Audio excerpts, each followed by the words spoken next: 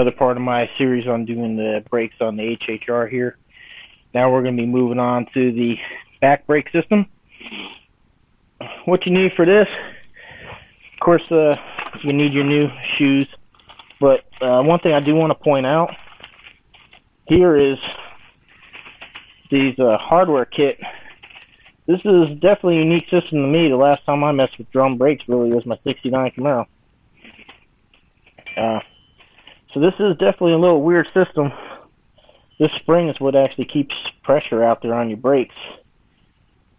So, you know, like I got 140,000, 135,000, and the car's about 11 years old. So for the maybe $10 it cost for the new springs and seals, it was definitely worth it. Go ahead and just don't skip out on safety stuff like this. Because if this thing were to break, you're going to lose your brakes, your back brakes. So, it's well worth it. So, I've already went ahead and broke this drum loose. So instead of sitting here on camera, beating it with a hammer, trying to break it loose and making a bunch of noise and wasting a bunch of time, you probably know how to get this loose. What I already did is yesterday I sprayed this down with PD Blaster, or if you got WD for some type of rust penetrant. I sprayed it down, came back and hit it with a hammer, try to get like around here to try to break. What happens is right here you get that rust build up and these two pieces don't want to separate, and it still didn't work. And they got these new yellow torches here. I got this at Lowe's, and these things put out a phenomenal amount of heat. So I pretty much just focused in right here, breaking that loose, got that thing nice and hot, couple whacks with the hammer, and bam, we're in business. That popped right on out. Now, I mean, these aren't bad, but I don't care. I don't feel like running into town and having them turned and all this other crap, so I've already just went ahead and purchased new ones. I figured I got 11 years out of those.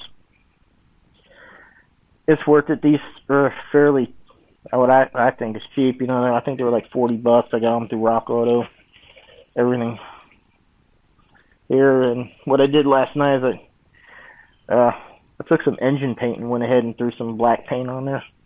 Make them look a little bit nicer than what these old rusty things look like. But seeing how we all have these cameras sitting in our pocket called cell phones, go ahead and take your phone, take a good couple of pictures of exactly where all these springs in that go, because it'll pay off in dividends if you mess up. And you can always erase it, right? Just go ahead and take you a couple pictures on how things line up. You never know when that might come in handy. So, tip I'd like to throw out there. So anyways, grab my favorite tools here, my needle nose vice grips, and go ahead and remove this spring from the parking brake, or not parking brake, the brake adjuster. And then what we're going to do here is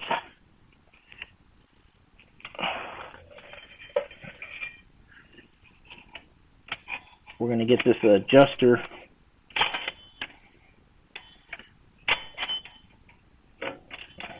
take the pressure off of it.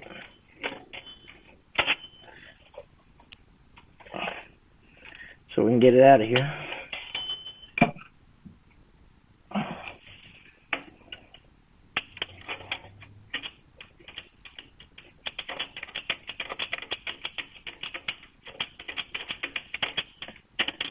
Now, I've seen some other videos. People just go right for yanking these springs out. Now, I could tell you, there's probably a special tool that GM has or somebody has for that. I don't know what it is. But I'm going to tell you, man, that spring is under a lot of pressure. So I'm just showing you how I'm doing it. I'm not recommending that you do it the way that I do it. I'm just showing you the basics. But if you do happen to, be extremely careful. That spring is under a lot of pressure. Like I said, this is what I recommend you replace, because this thing is pushing your brakes out.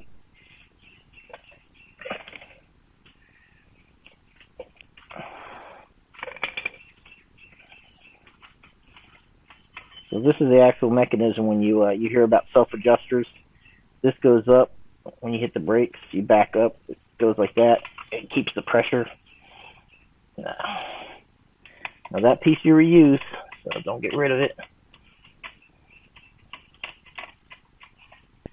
Alright, now be careful when you take this out, because this piece here will just come off, and like that you'll lose this piece. So you don't want to do that. Like I said, this is where taking pictures would pay off. But yeah, I'm going to go ahead and finish putting that in. I'm just going to go ahead and sit that down there. Now for the fun part, like I said, I'm pretty sure there's a tool for this, but I'm not aware of it. And these springs they're under quite a bit of pressure.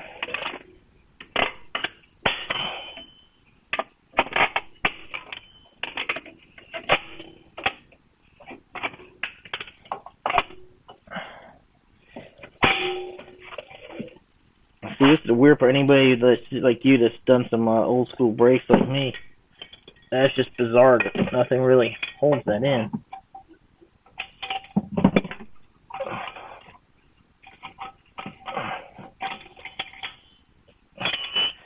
Now here's going to be the tricky part. This here is your parking brake. Now what you probably want to do is grab some pliers here, and we're going to try to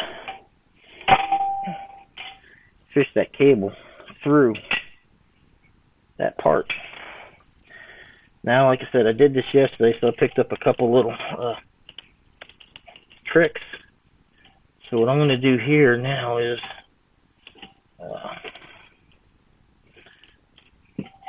grab this cable, like so, give it a little pull so I can get my pliers up in here.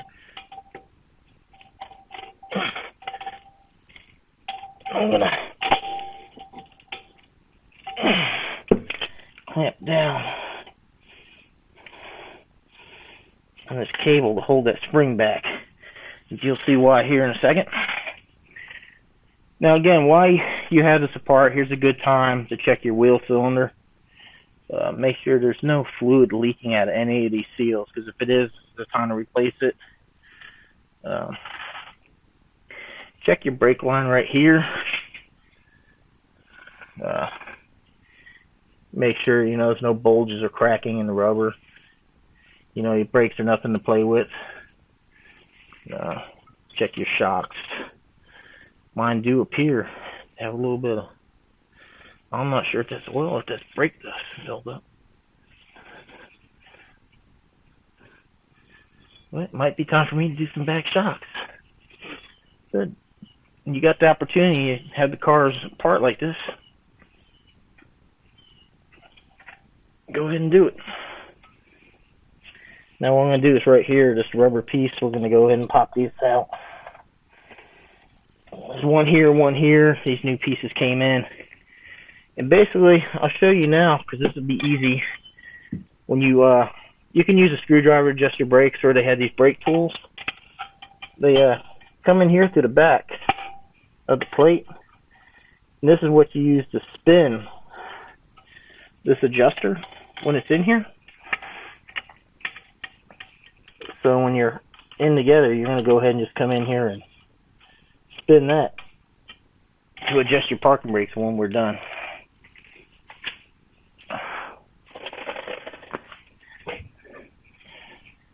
So now the real fun begins. I'm going to start out with, of course, the most difficult side. Why not? Just the parking brake. And just remember that this piece goes towards the back. Okay. So now what we're going to do is, you can see this weird little setup how the cable has to kind of hook in there, which is why I went ahead and pulled that spring back.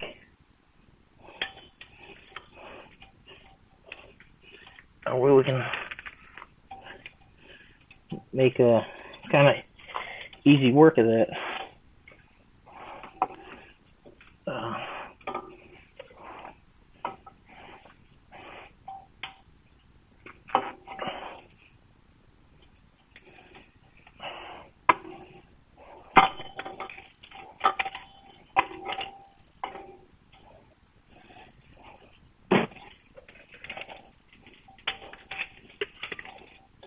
There we have it.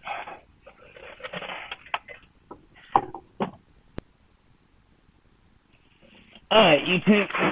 Now we're going to try to wrestle these things in. And I got to tell you, I'm not a fan in any way, shape, or form of this new system. It's just, to me, a little bit difficult to try to get this stupid spring to stay in place while you do all this. I mean, I don't know what they were thinking when they designed this. It's kind of junk, but I'll try to use that clamp there to hold this thing in place while I can get the spring situated. Kind of get it hooked right here. And then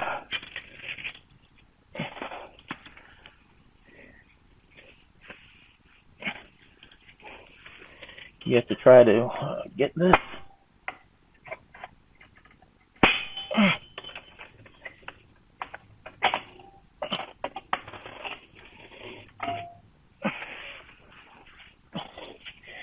into this hole, which is not that easy.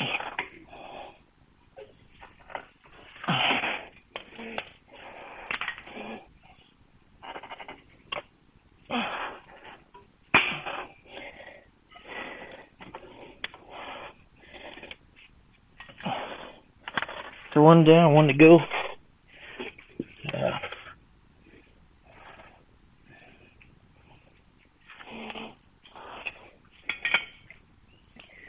Make sure on this one, when you're putting it in, you're looking for this little indent. That's where your brake adjuster is going to go. So now if all goes good, I can get this thing to snap in without going crazy.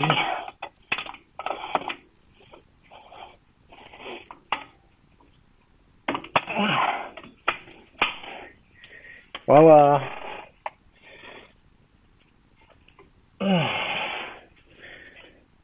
so there's that much of it. The worst part's done.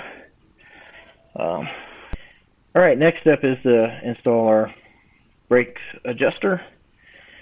And we want it to look like this. We want this long tip on the outside, and this is the piece we're going to hook in here to the brakes, and this is going to be for your adjuster.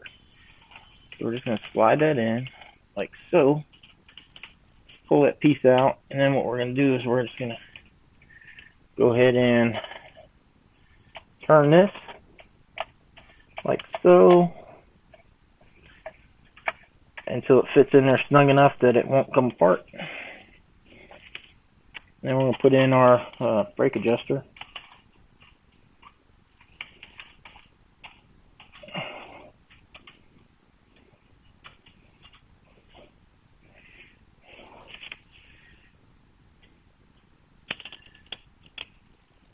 So, then we're going to go ahead and put in our new spring.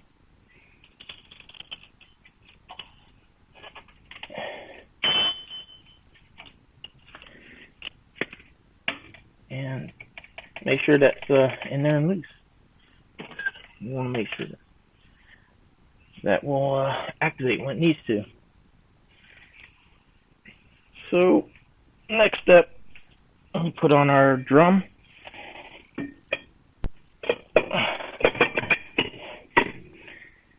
There you go. Now you're mostly done.